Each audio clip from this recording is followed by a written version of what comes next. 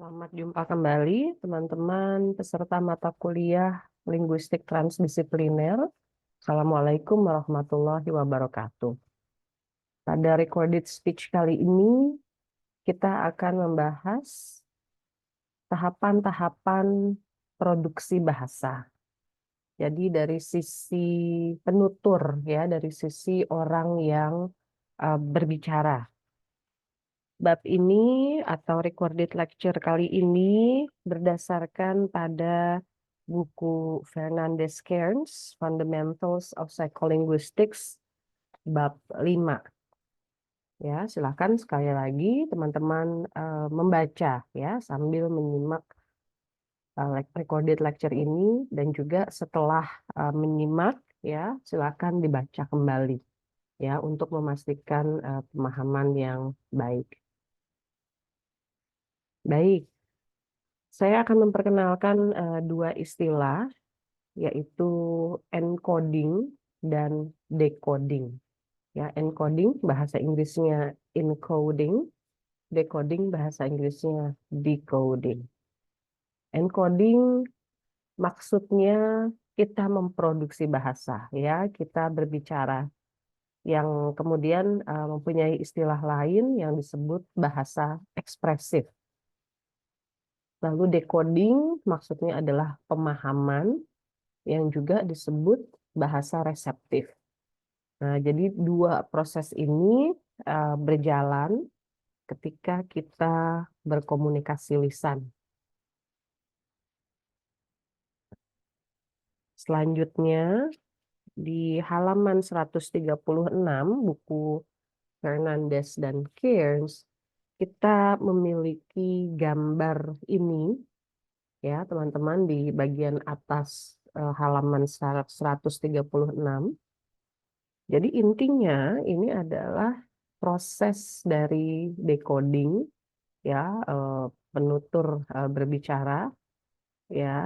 Lalu di sini ada proses-proses yang terjadi di benak kita, yang kemudian disebutkan, begitu ya, disebutkan, dibunyikan, ya, diucapkan kalimatnya oleh penutur ini. Ya, kemudian ada orang di sini ya yang menyimak, yang kemudian melakukan decoding, gitu ya. Oke, jadi misalnya di sini uh, konsepnya adalah ini ya, the girl pets the dog ya, subjeknya the girl yang melakukan the girl, actionnya adalah pets ya, menepuk-nepuk begitu ya, mengelus-elus. Siapa yang dielus-elus? The dog. Patientnya atau objeknya gitu ya. Jadi konsepnya itu. Kemudian prosesnya adalah ada di sini disebutkan ada 3 ya di dalam benak. Lexical selection, syntactic representation, lalu phonological representation. Ya, lexical selection, pemilihan kata-katanya beserta uh, fitur-fiturnya ya, misalnya di sini ada go itu plus human plus animate ya, jadi dia manusia dan dia bisa bergerak mandiri. Dan selanjutnya ada dog, lalu ada pet ya. Syntactic representation itu terkait urutan ya, kalau bahasa Inggris yang di depan itu adalah go tentu saja karena dia yang melakukan tindakan begitu ya, dan kanonikalnya ya, kanonisnya, lazimnya subjek di bahasa Inggris itu adanya di depan ya, di awal kalimat. Lalu dari urutan klausa yang sudah dibentuk ya, diproses kemudian untuk bunyinya begitu ya, yang kemudian dari situ diperintahkan ya, turun perintah kepada artikulator ya, bunyinya kemudian kalimatnya seperti the girl pets the dog ya, yang lalu kalimat itu ya, kalimat lisan tersebut di decode oleh lawan bicara ya. Jadi ini 136 Di bagian selanjutnya dari recorded lecture ini kita akan melihat secara lebih rinci ya model ini. Baik. Jadi tahapan produksi tadi kita sudah lihat ya. Pertama adalah membuat representasi makna kalimat yang menyatakan maksud penutur. Ya, jadi maksudnya apa nih? Kita mau menyampaikan apa nih ya konsepnya dulu. Lalu dari situ ada pencarian dan penemuan kata di leksikon kita. Ya, kita memilih subjeknya siapa, apakah the girl misalnya atau the boy ya dan sebagainya. Lalu selanjutnya proses selanjutnya atau tahapan selanjutnya adalah memberikan struktur sintaksis kepada kata yang ditemukan.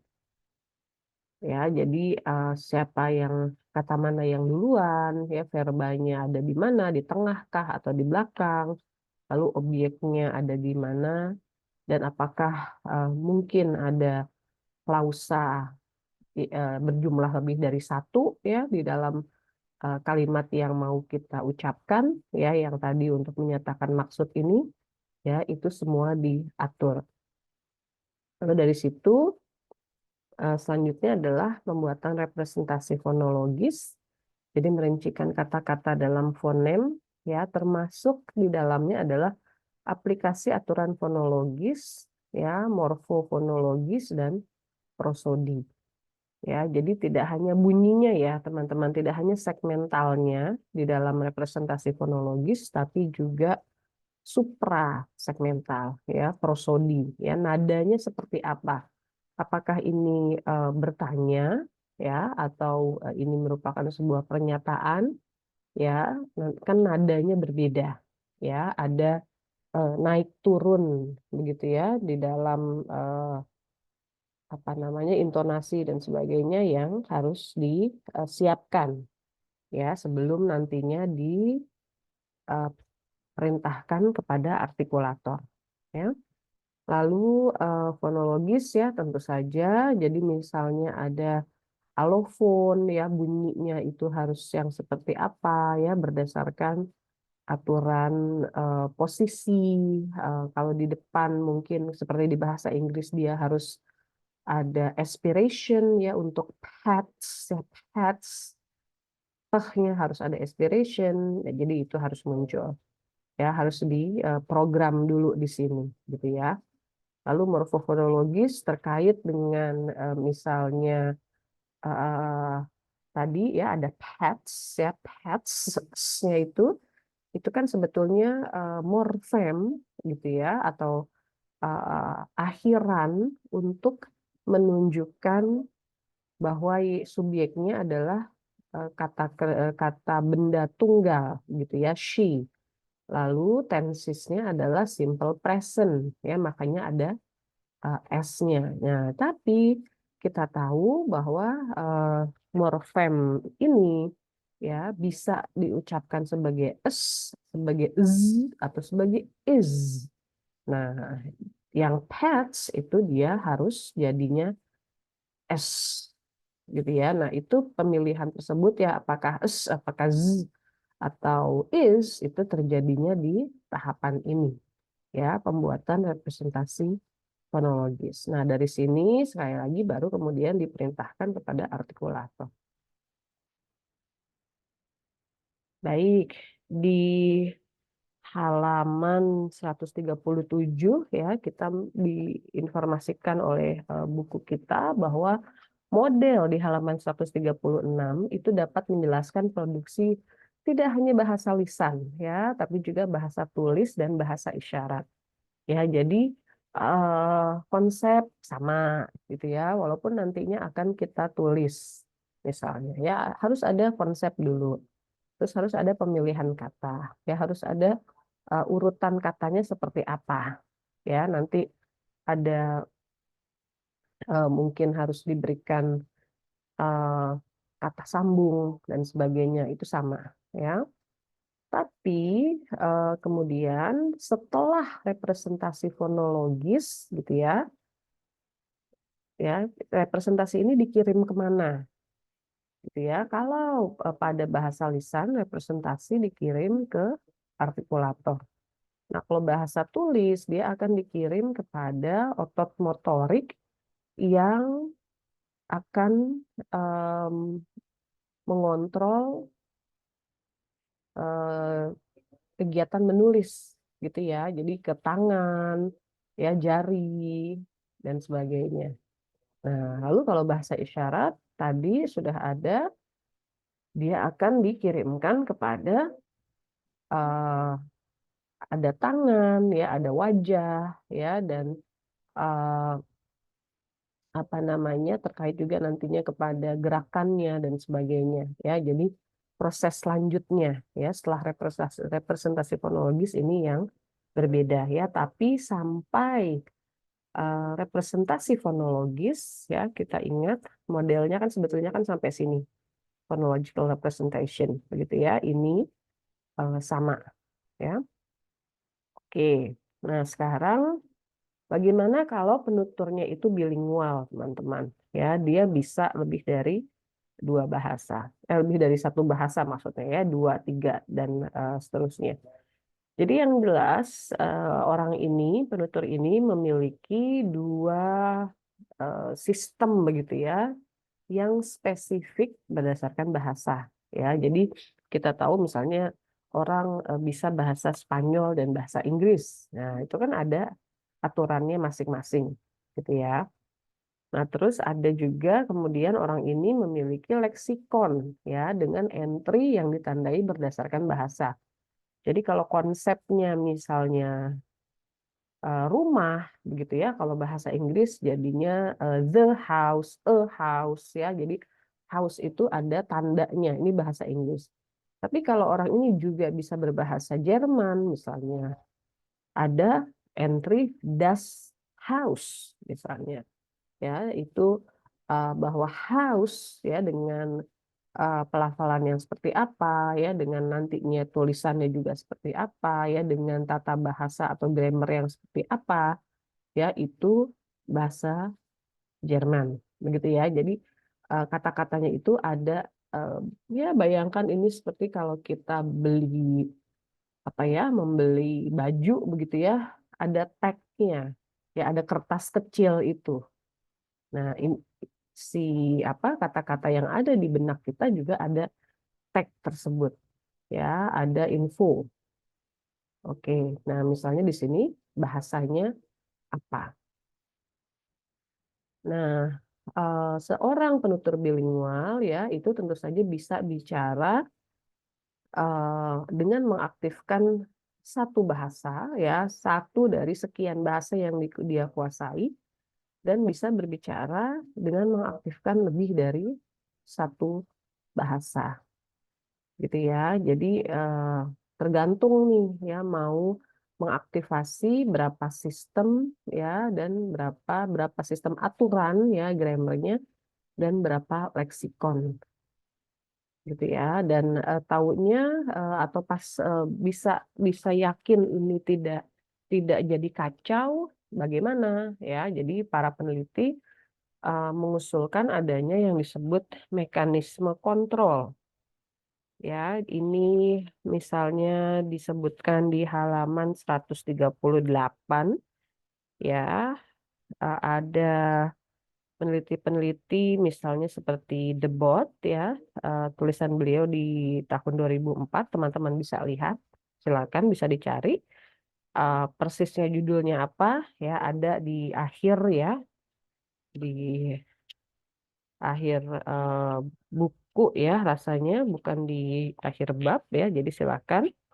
Kemudian juga Green 1986. Ya, jadi ini adalah eh, dua dari peneliti-peneliti yang menjelaskan ya atau meneliti bagaimana mekanisme kontrol, ya, bagaimana orang bilingual itu kalimat-kalimatnya tidak kacau, ya, tidak bercampur baur tanpa sistem, begitu ya. Nah, ada mekanisme kontrol. Nah, tapi tentu saja dengan demikian ya, adanya mekanisme kontrol, lalu adanya mode bilingual, ya tentu saja muncul yang kita bisa lihat ya, kita bisa dengar yang namanya alih kode, ya code switching. Nah ini unik untuk penutur-penutur bilingual ya, alih kode. Nah alih kode ini sebenarnya apa? Ya alih kode itu adalah eh, ketika seorang penutur bilingual ya itu menggunakan kata-kata dari lebih satu bahasa di dalam satu kalimat di atau lebih begitu ya. Jadi apa alihnya itu bisa bahasa Inggris dan bahasa Indonesia misalnya di dalam satu kalimat atau satu kalimat bahasa Indonesia, kalimat selanjutnya bahasa Inggris misalnya. Ya, jadi bisa seperti itu ya. Definisinya ada di halaman 139.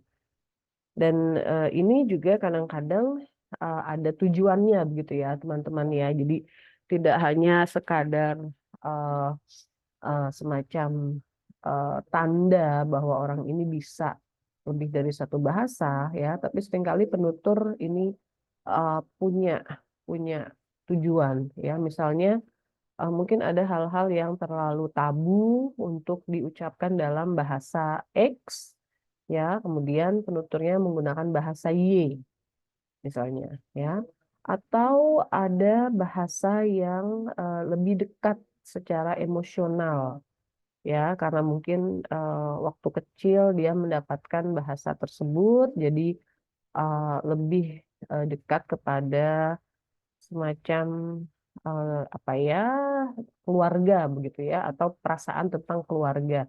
Nah, jadi untuk informasi-informasi yang pribadi ya yang eh, lebih kepada mungkin keluarga ya, hubungan antar saudara dan sebagainya dia memakai bahasa A. Tapi kalau bahasa atau bahasa B dan yang lainnya itu untuk kegiatan-kegiatan yang lebih mungkin profesional ya, bukan berkaitan dengan keluarga misalnya. Ya, jadi ada semacam eh, tujuan tujuan atau motivasi-motivasi ya dalam penggunaan code switching. Ya, ini ada di halaman 139 ya, contohnya ya, teman-teman ya, silakan dilihat. Baik, mohon maaf.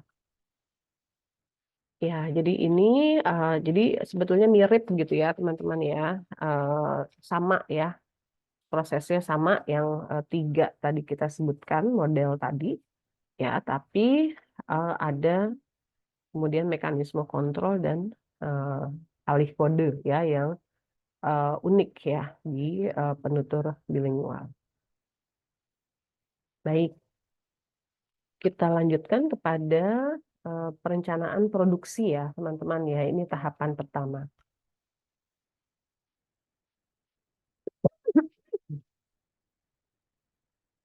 Oke, jadi pertama kita mengakses dulu leksikon, begitu ya. Kita cari kata-kata yang kita perlukan. Nah, ini dimulai di halaman 140 ya. Silakan dibuka ya. Nah, bagaimana nih proses mencari kata-kata yang kita butuhkan?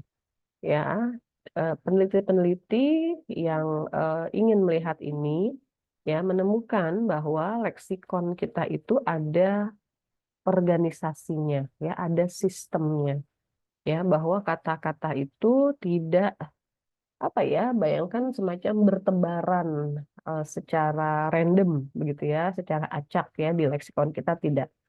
Ya, tapi kalau kita visualisasikan ya ini seperti jaring begitu ya, ada eh, kaitan-kaitannya ya antara satu kata dengan kata-kata yang lain. Nah, jaring ini ada yang berdasarkan frekuensi penggunaan. Ya, seberapa sering kita menggunakan kata tersebut. Ya, semakin sering, semakin mudah ditemukan. Nah, jaring atau jaringan ini juga ada yang diatur berdasarkan makna. Ya, jadi eh, untuk kata-kata yang misalnya berkaitan atau berada dalam satu bidang, ini mereka hubungannya dekat. Ya, jadi buah misalnya, ya buah itu ada klasternya sendiri, ya karena dia uh, maknanya dekat, misalnya. Ya. Lalu organisasi leksikon juga berdasarkan bunyi, begitu ya teman-teman ya. Jadi eh, kata-kata yang apa namanya bunyinya mirip itu juga dekat. Ya, jadi organisasi ini sebetulnya tidak hanya satu begitu ya, cukup cukup banyak ya, ada beberapa kemungkinan. Ya, tapi fakta bahwa ketika kita mencari kata-kata yang diperlukan ya, kita tidak memerlukan waktu yang lama ya, hanya hitungannya milidetik ya, itu menunjukkan bahwa organisasi leksikon ini sangat rapi ya, sangat efisien gitu ya. Jadi mungkin kelihatannya seperti kok ribet banget ya, ada frekuensi, ada makna, ada bunyi. Tidak gitu ya, karena yang jelas orang itu bisa mengucapkan sampai sekitar 300 kata per menit, teman-teman. Ya, jadi yang bayangkan ini seperti mengambil gitu ya, mengambil dari eh, ya mungkin seperti bayangkan seperti lemari begitu ya, atau tempat penyimpanan. Nah, itu kita mengambil itu sampai 300 kata. Jadi kan cepat sekali. Ya, jadi organisasi leksikon ini sangat baik ya, sangat rapi dan sangat efisien. Nah, taunya organisasi leksikon seperti ini tuh dari mana? Ya, dari informasi yang kita dapatkan dari slip of the tongue, ya, ketika orang salah bicara, dan tip of the tongue, ya, ketika orang tidak bisa menemukan kata yang dicari, ya, walaupun dia tahu bahwa uh, dia tahu gitu ya. Jadi, aduh tahu nih kayaknya bunyinya nih awalnya ini. Saya pernah dengar si X mengatakan kata ini, misalnya ya dia tahu beberapa informasi dari kata yang dicari, tapi persisnya kata itu ya kata tersebut tidak bisa diucapkan. Nah itu tip of the tongue ya. Jadi ada informasi dari dua fenomena ini. Nah misalnya teman-teman contoh ya di halaman misalnya 142 ya. Kita coba lihat. Jadi ada di nomor 3 ya. Misalnya 3 3B deh ya yang sepertinya lebih mudah. All I want is something for my elbows. Ya, padahal maksudnya yang dipikirkan oleh penutur itu adalah all I want is something for my shoulders. Nah, teman-teman bisa lihat bahwa shoulders yang dicari begitu ya, itu kan bagian tubuh ya, pundak. Dan elbows itu juga bagian tubuh yang posisinya secara fisik ya di tubuh manusia ini sangat dekat ya, sama-sama bagian dari lengan ya, dekat sekali. Jadi ya maknanya dekat ya, kemudian secara fisik dia juga dekat. Jadi ketika orang mencari kata shoulders, kata elbows juga teraktivasi ya, yang menunjukkan bahwa ada kaitannya. Ya, kenapa yang teraktivasi bukan nama pohon gitu ya misalnya? Ya karena memang tidak ada persamaannya ya. Jadi ini bukti bahwa ada organisasi berdasarkan makna. Oke. Nah, 143 ya teman-teman di nomor 4 ya ini eh, berdasarkan bunyi ya, kesalahan yang bunyinya mirip. Bahkan sampai tekanannya teman-teman. Kalau teman-teman lihat ya. Misalnya di B ya, 4B halaman 143. We need a few laughs to break up the mahogany. Ya, itu slipnya mahogany. Padahal yang diniatkan atau yang ingin disampaikan ya konsepnya adalah we need a few laughs to break up the monotony. Ya, monotony, mahogany. Ya, jadi bunyinya sangat mirip ya, tidak hanya bunyi segmentalnya ya teman-teman ya, tapi sampai bunyi suprasegmental ya, mahogany, monotony. Dan teman-teman bisa lihat juga jumlah suku katanya ini sama gitu ya. Jadi tidak hanya bunyi segmentalnya ada ada e ya, meho, menom gitu ya. Tapi juga eh, tadi stresnya ya dan jumlah suku kata ya. Jadi ini merupakan contoh dan pendukung gitu ya bahwa organisasi leksikon juga berdasarkan bunyi. Ya, tip of the tongue selanjutnya di halaman 143 dan 144 ya, ini menunjukkan apa yang diketahui oleh penutur. Ya, jadi mereka misalnya tahu kata apa namanya huruf atau bunyi di awal atau huruf atau bunyi di akhir. Begitu ya. Jadi ada informasi seperti itu. Ya, jadi apa yang apa namanya yang bisa diketahui ini kemudian menambah pemahaman kita ya terkait akses leksikon ya ketika kita um, mau bicara ya kita mencari kata-kata yang kita perlukan apa yang terjadi begitu ya. Jadi perencanaan akses leksikon dulu ya, cari kata-katanya.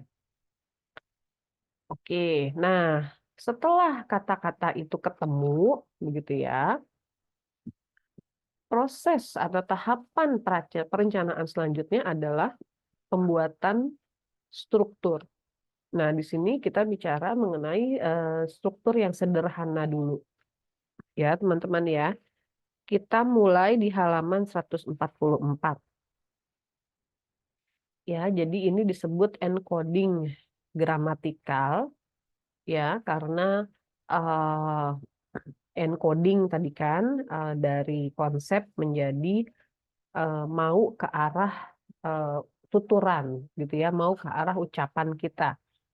Dan di sini prosesnya adalah struktur gitu ya. Jadi istilahnya adalah encoding gramatikal atau grammatical encoding. Nah, ini sangat-sangat terinformasi oleh slip of the tongue juga ya.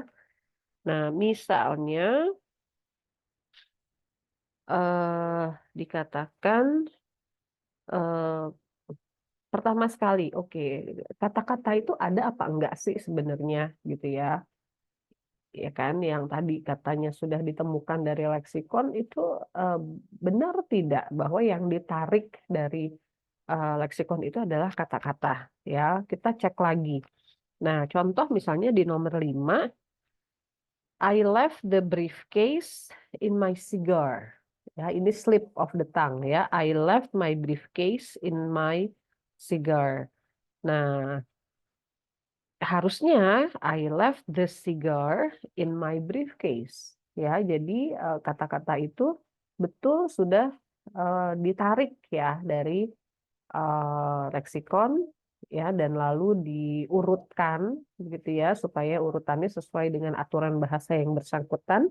Tapi ternyata dalam pengurutannya bisa terjadi salah begitu ya. Misalnya harusnya the cigar tapi yang diucapkan adalah the briefcase. Ya, biasanya yang tertukar ini sama-sama nomina, sama-sama verba, sama-sama adjektiva, begitu ya. Jadi kelas katanya sama ya antara yang diniatkan dan yang akhirnya menjadi slip. Oke. Nah, dalam encoding gramatikal ini ya juga dibangun yang disebut frasa, teman-teman. Ya, ini ada di bawah di halaman 144 di bagian bawah. Ya, jadi bisa terjadi the Grand Canyon went to my sister. Yang harusnya my sister went ya to the Grand Canyon. Nah, jadi my sister ya tertukar dengan the Grand Canyon ya, dua-duanya sama-sama noun phrase ya. Jadi ada eh apa kita bayangkan ini seperti unit begitu ya, unit yang terjadi ketika atau setelah kata-kata itu ditarik gitu ya. Jadi dibuat pengelompokan ya, unit itu pengelompokan. Nah, misalnya ada kata-kata the Grand dan Canyon. Nah, ternyata pengelompokannya adalah menjadi the Grand Canyon. Oke, sudah jadi satu kelompok. Went to itu satu kelompok. Lalu my sister itu juga satu kelompok ya, satu unit. Ya, lalu unitnya ini bisa tertukar. Gitu ya. Jadi tertukarnya bukan the Grand went to my sister Canyon, tidak. Gitu ya. Tertukarnya betul-betul frasa ya. Yang ini kemudian membuktikan bahwa uh, struktur frasa ya itu terjadi ya, itu dibuat dalam encoding gramatikal. Oke. Nah, yang menarik ya, kita lanjut ke halaman 145 ya, adalah bagaimana tahapan ya penyusunan atau pembuatan morfem terikat begitu ya, imbuhan ya. Jadi kalau kita bayangkan mungkin seperti the Grand Canyon gitu ya, itu kan morfem bebas ya. Tapi bagaimana kalau ada imbuhannya? Kapan imbuhan ini dibuat begitu ya atau diatur? Nah, ternyata misalnya ada contoh 7B. You ordered up ending. You ordered up ending. Ya, you harusnya you ended up ordering. Gitu ya. Jadi ed-nya posisinya di kata kedua. Ya, baik di yang salah maupun di yang diniatkan. Ya, kan ended ya harusnya. Tapi yang diucapkan adalah ordered ya, tapi sama-sama kata kedua. Ya, jadi ada ada apa namanya kata-kata ya, kata-kata, dan terus kita tahu bahwa di posisi itu butuh butuh misalnya verba nih, kita tahu nih verbanya harusnya di sini gitu ya. Lalu ada dua verba ya, verba yang pertama harusnya di posisi kedua, lalu verba yang kedua harusnya di posisi yang terakhir misalnya ya. Tapi dan kemudian di verba yang kedua misalnya sudah dispesifikasikan bahwa butuh ed gitu ya. Jadi verba kedua nih verba utamanya nih ya, dan dia simple past. Jadi posisi kedua itu sudah harus ada ed-nya. Ya, tapi ternyata ketika diucapkan posisi kedua itu tertukar dengan posisi terakhir gitu ya. Nah, tapi karena ed-nya itu sudah di set untuk di posisi kedua di kata kerja utama gitu ya, main verb, ed-nya ini tidak ikut pindah. Ya, yang pindah adalah verbanya. Gitu ya. Jadi verbanya yang tertukar tapi imbuhan atau akhirannya tidak ya. Dan ini menunjukkan bahwa imbuhan itu disiapkan pada tahapan yang berbeda dibandingkan dengan kata kontennya ya, content words atau dalam hal ini verbanya. Gitu ya. Jadi dalam grammatical encoding ini juga ada tahapan-tahapannya yang kemudian bisa terlihat ketika orang salah ya, salah bicara. Oke, ini informasinya ada di 145 ya, teman-teman ya. Silakan. Oke. Nah, jadi ada banyak ya slip of the tongue yang dibahas ya dari halaman 144 sampai halaman 147 yang sekali lagi ini membantu kita memahami proses perencanaan produksi terutama encoding gramatikalnya ya. Apa sih yang terjadi ya ketika kita mengatakan the girl pets the dog gitu ya, kan tidak hanya kata kerja utama yang bentuk dasarnya saja ya pet, tapi kita perlu s. Nah, s-nya ini kapan munculnya? Begitu ya. Ternyata yang tadi ya imbuhan itu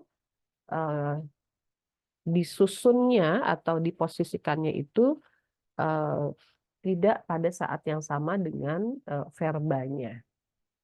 Dan kemudian bisa tidak terpengaruh ya imbuhannya tidak terpengaruh oleh slip of the tongue. Itu ya, jadi ada proses yang seperti itu ya secara lebih rincinya ketika kita bicara grammatical encoding. Oke, nah bagaimana proses perencanaan terkait agreement relations? Nah, ini untuk bahasa-bahasa yang memang membutuhkan agreement ya, teman-teman ya. Jadi ini adalah sesuatu yang disyaratkan oleh grammar ya, bahwa misalnya dalam bahasa Sunda misalnya ketika ada nomina jamak ya harus ada pengulangan ya bunyi. Ya, saya tahu misalnya untuk anak ya budak begitu bisa jadi diulang ya harus ya untuk pluralnya di bahasa Sunda jadi barudak misalnya. Ya, jadi ini grammarnya ya aturan tata bahasanya ya makna-makna tertentu ya dan misalnya di bahasa Inggris antara subjek dan kata kerja gitu ya itu harus ada kecocokan ya jadi agreement relations itu bisa kita terjemahkan sebagai kecocokan ya oke nah jadi kalau kita lihat misalnya di uh, konsep yang ada di kepala kita dan juga kemungkinan di dunia nyata gitu ya ada misalnya uh, the girl ya misalnya the girl. Nah, the girl itu makna ya makna yang mau kita sebutkan. Nah, lalu ada kata kerjanya pat ya menepuk-nepuk ya melus-elus.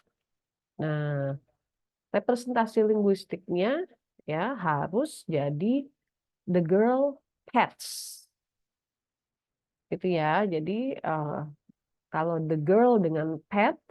Nah, ini agreement-nya, representasi linguistiknya jadinya the girl pets ya karena tata bahasa bahasa Inggris untuk first person singular present tense ya harus ada first person, third person ya, kata benda orang ketiga tunggal ya, orang ketiga tunggal present tense ya, ada agreement dalam bentuk akhiran s. Oke, nah jadi itu ya, ada makna, ada referen ya, lalu nanti terkait bahasa yang bersangkutan, nanti jadinya kalimatnya seperti apa ya. Nah, agreement. Nah, ini juga kalau bahasa-bahasa lain ya yang tidak dibahas secara menyeluruh atau mendalam di halaman 147 ya, bisa juga dalam kaitannya dengan grammatical gender gitu ya. Jadi kalau misalnya uh, apa orang uh, atau benda yang dikatakan maskulin ya, nanti adjektivanya seperti apa ya, atau nanti verbanya seperti apa misalnya ya, itu ada juga ya agreement yang seperti itu ya, tapi di bahasa Inggris uh, sudah sangat terbatas ya terkait grammatical gender ya, karena memang nomina-nomina di bahasa Inggris tidak ada feminin, maskulin, dan netral ya. Oke, jadi kita punya informasi misalnya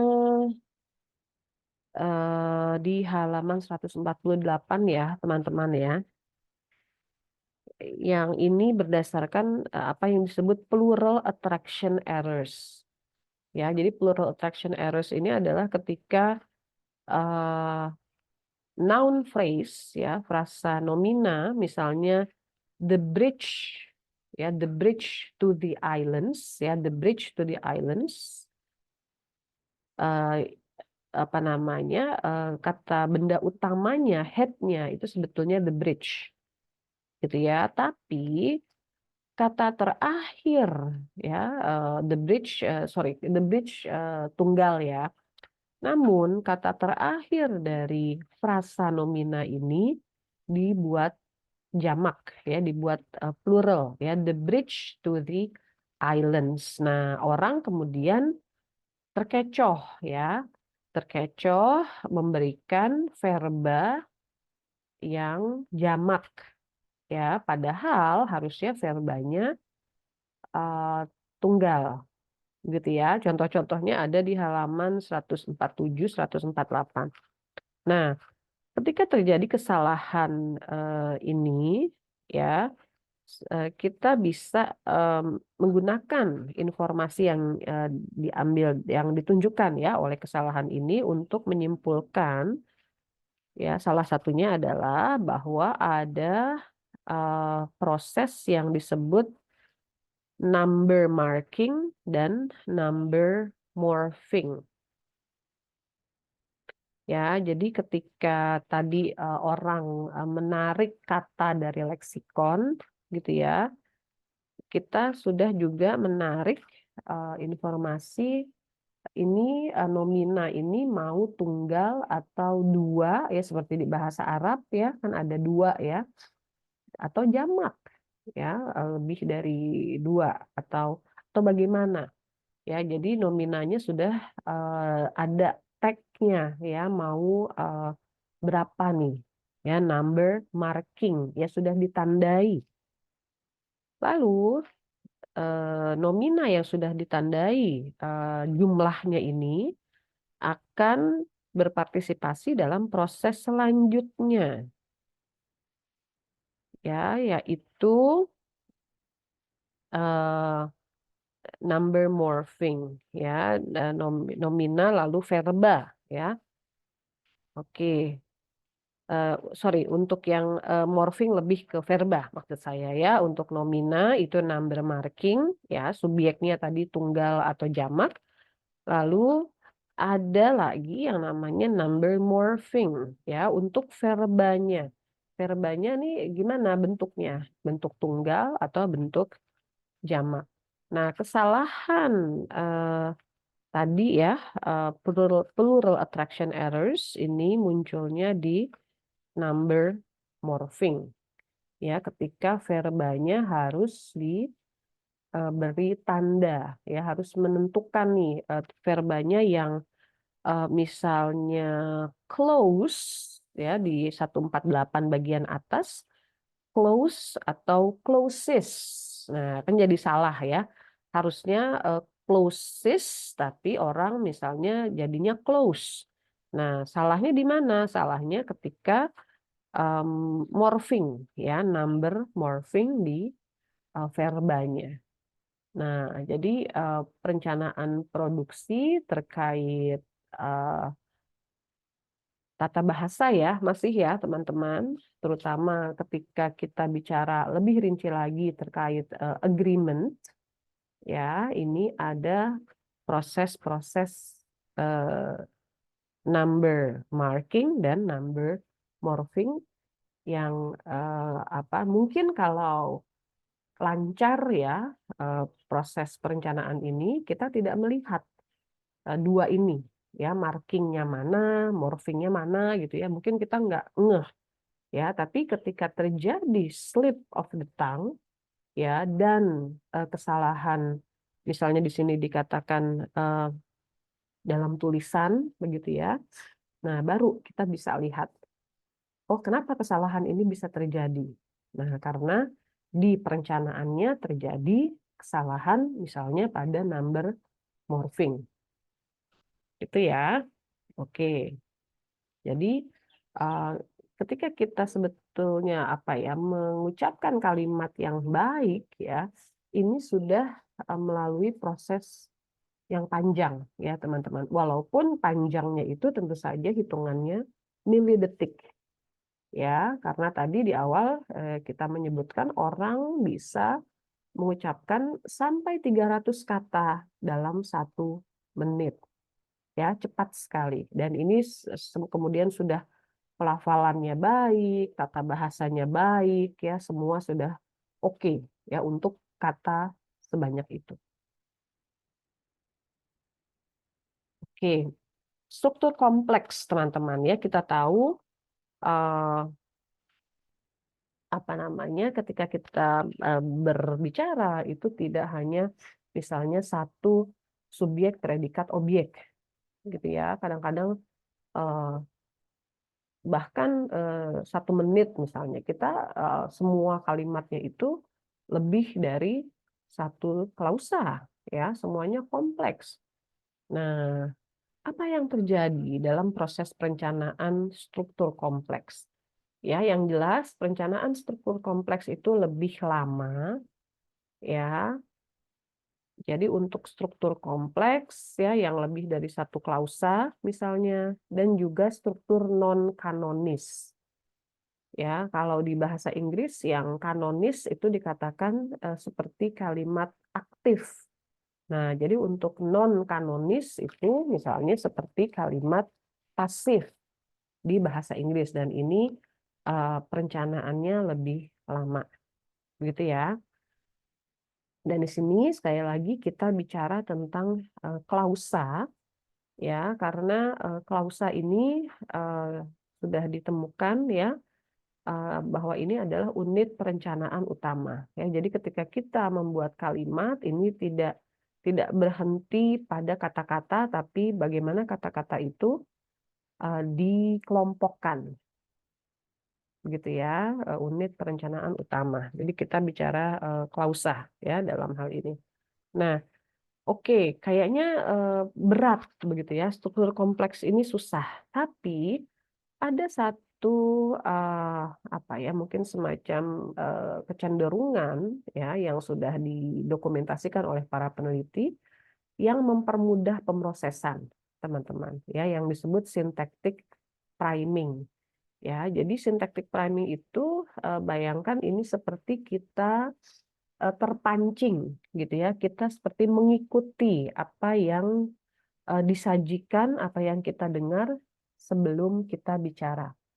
Ya, jadi kalau orang bertanya kepada kita dengan menggunakan struktur X, ya, kita akan menjawab juga dengan struktur X. Ya, secara tidak sadar ya, tapi ini terjadi.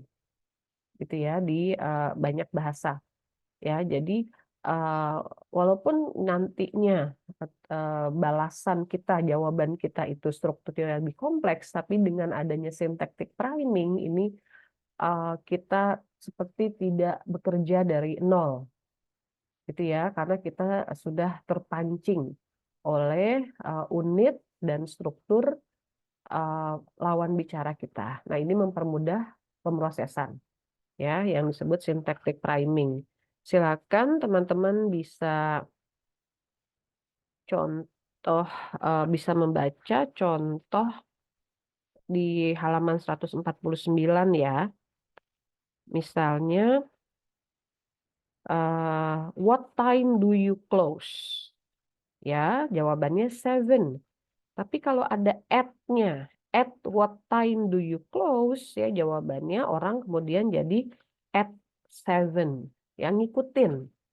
Gitu ya. Jadi syntactic priming secara mudahnya orang mengikuti atau menyesuaikan jawabannya berdasarkan apa yang didengar.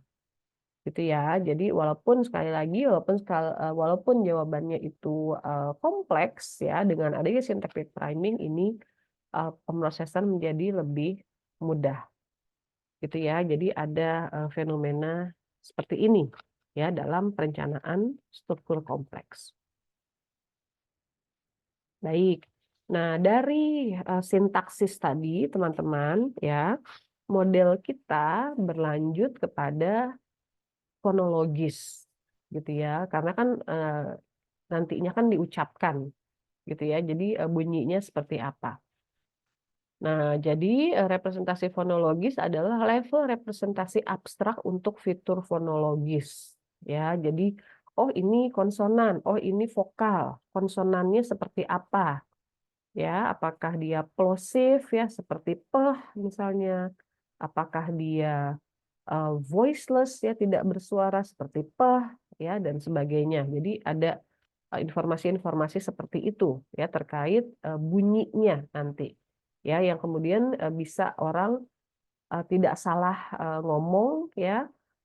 Misalnya dia mau bilang papa ya dan betul jadi papa, tidak salah menjadi baba ya yang hanya berbeda pada voicing ya, pada suara ya. Peh beh itu kan semuanya sama tapi bedanya peh itu tidak bersuara, beh bersuara.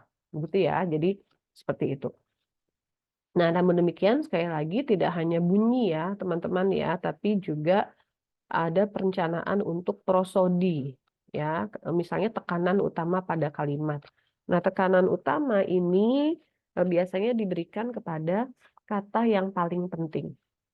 Nah, misalnya contoh 17 halaman 152 ya, ada slip of the tongue nih. When the paper hits the story. Ya, tekanannya betul. Tapi kata-katanya tertukar. Ya, karena harusnya when the story hits the paper. When the story hits the paper. Ya, jadi ada tahapan untuk prosodi. Ya, karena prosodinya tidak salah ya. Yang salah adalah kata-katanya ya yang tertukar. Oke, bayangkan ini seperti mungkin ketika kita apa ya sudah menyiapkan, misalnya kita mau mengelompokkan apa ya alat tulis misalnya ya, ada kelompok A, kelompok B, kelompok C. Nah, kelompoknya itu sudah benar ya, tapi apa yang kita masukkan ke dalam kelompok A ternyata benda yang harusnya kita masukkan di kelompok C gitu ya. Nah, tapi kan kelompoknya sudah benar. Yang salah adalah apa yang kita masukkan. Nah, ini seperti contoh 17A ya di halaman 152. Dan tentu saja representasi fonologis ya, proses ini juga menyiapkan level segmentalnya ya, menyiapkan bunyinya gitu ya. Jadi yang disiapkan dengan demikian tidak hanya bunyi tapi juga bagian-bagian lain ya terkait fonologi selain bunyi ya misalnya prosodi. Oke. Nah, itu perencanaan ya, teman-teman ya. Nah, setelah itu bagaimana? Ya, kita bisa melihat mulai dari halaman 153 ya, teman-teman ya. Representasi fonetik abstrak dikirim ke area motor di otak. Ya, ini bayangkan seperti perintah. Ya, perintah. Kita memerintahkan lidah. Ya, kita memerintahkan pita suara. Ya, dan otot-otot yang lain. Ya, dan ini dikatakan di halaman 154 lebih dari 100 otot ya di artikulator kita itu bekerja secara sinkronis ya pada saat yang sama untuk eh, memungkinkan kita berbicara. Gitu ya. Nah, untuk informasi di halaman 154 sampai 165 ya, teman-teman. Ya, sekali lagi 154 sampai 165 ya, ini lebih kepada fisik dari gelombang suara. Gitu ya. Jadi kalau kita bicara itu kan sebetulnya kita mengeluarkan gelombang gitu ya yang kemudian bisa ditangkap oleh telinga gitu ya, oleh gendang suara, lalu sinyal yang ditangkap oleh gendang suara dikirim ke area auditori di otak ya, yang lalu oleh syaraf auditori itu dimaknai kalimatnya maksudnya apa gitu ya.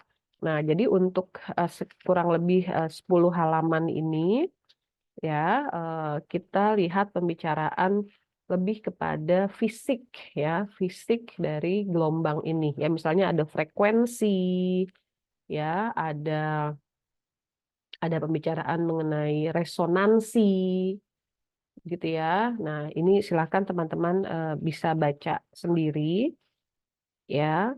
Karena mungkin untuk teman-teman yang bukan dari atau justru yang dari FIB ya mungkin sudah tahu ya, jadi ini refreshing saja.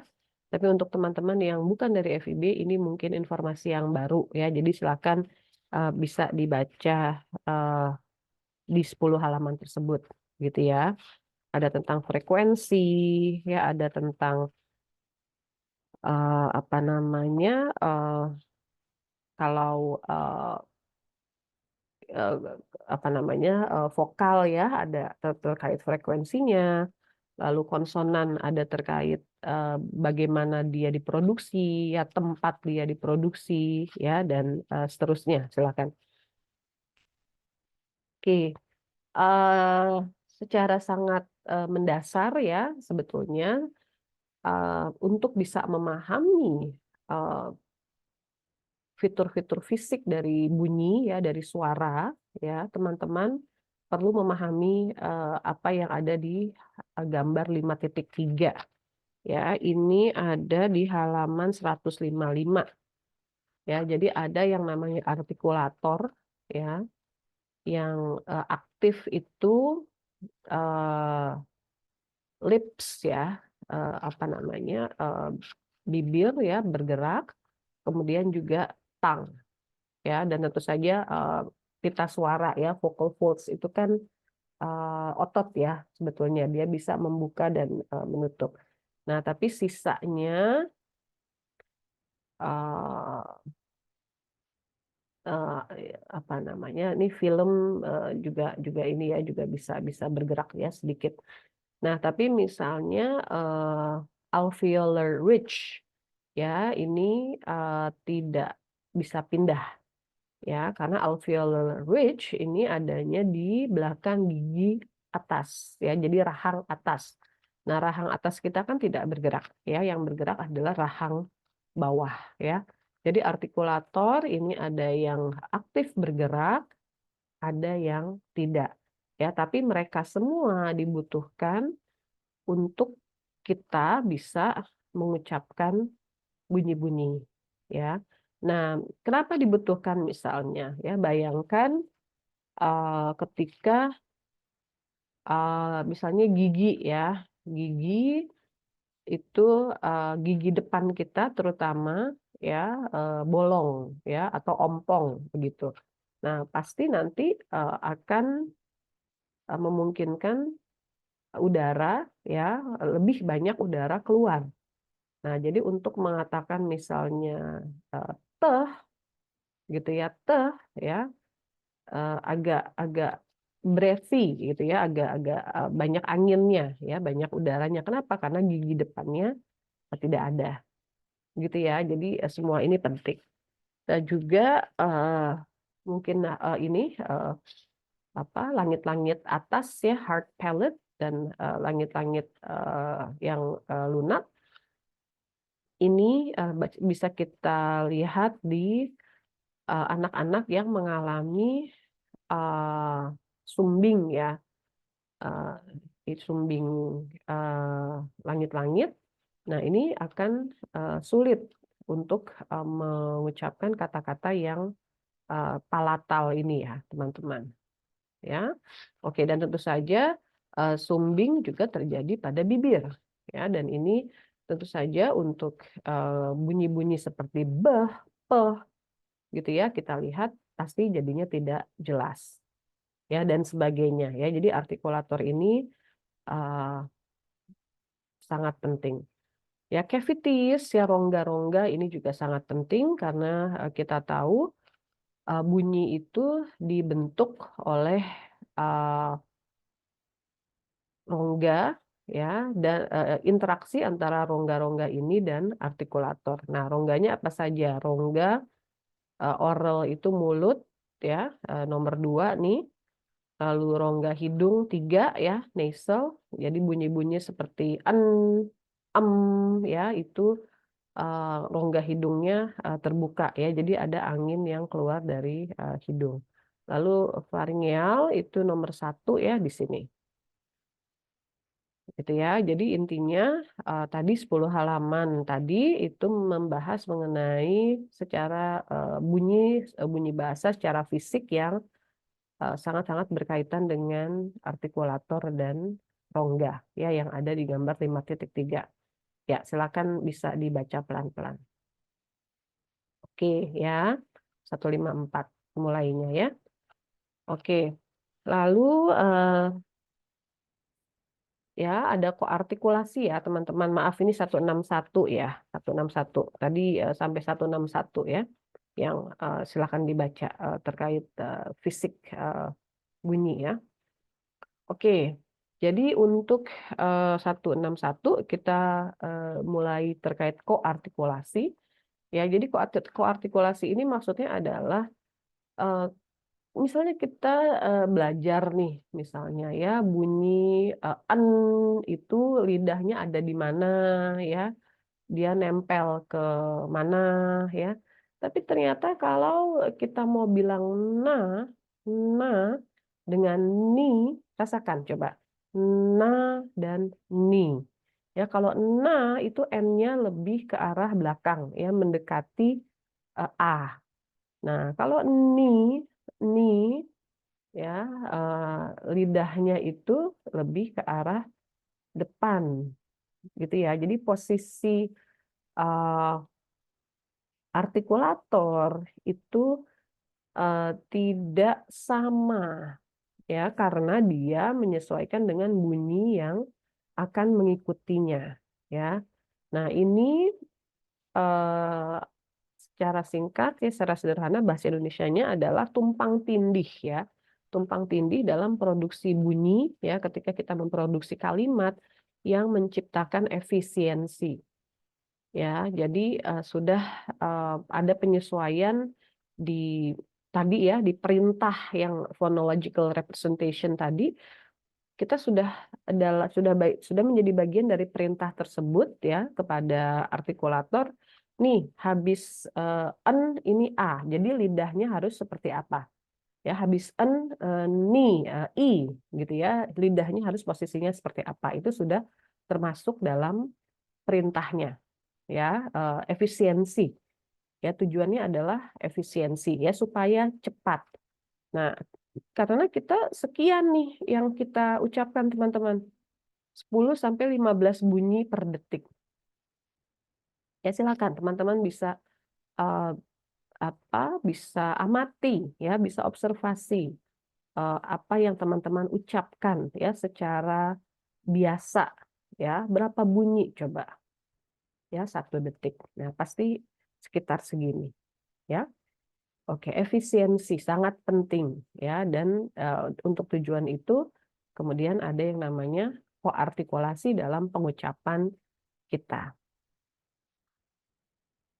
Baik ya, lalu juga terkait kata-kata ya teman-teman, halaman 165 ya. Tadi kita sudah bicara, eh, kita bicara cepat sekali begitu ya. Dan kata-kata ini sebetulnya bersambung secara berkesinambungan gitu ya. Jadi tidak ada jeda yang apa ya, seperti kalau kita lihat dalam tulisan ya, satu kata jeda gitu tidak.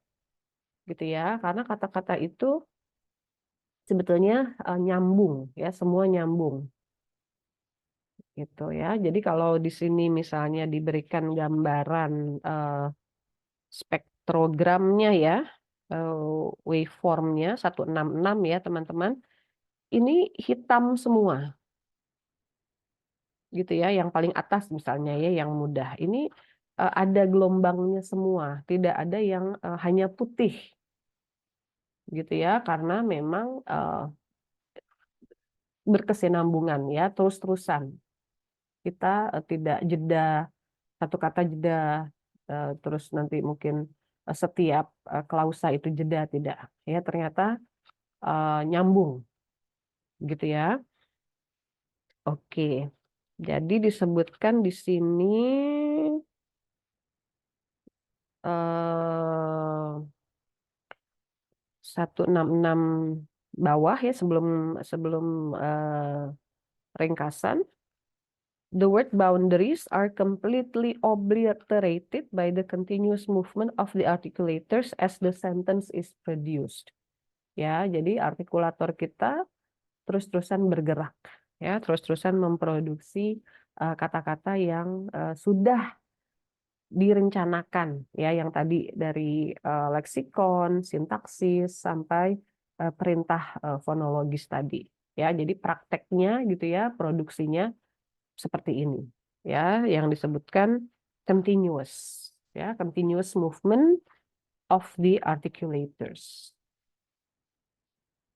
Oke ya, jadi dari sisi penutur seperti ini ya teman-teman ya, dari perencanaan sampai produksi ya, dari ada konsep tadi sampai terucap kalimatnya gitu ya. Nah, kita berhenti di sini ya teman-teman ya, untuk producing speech. Ya, silakan dibaca lagi. Ya, siapkan pertanyaan dan pengalaman teman-teman untuk dibagikan di sesi kuliah. Ya, dan tentu saja pengalaman tidak hanya pengalaman pribadi, ya. Silakan kalau ada pengalaman dari orang lain, ya, yang rasanya relevan, menarik, ya, itu juga bisa kita bagikan di sesi kuliah kita minggu ini. Ya, terima kasih teman-teman. Sampai jumpa di sesi online kita ya. Assalamualaikum warahmatullahi wabarakatuh.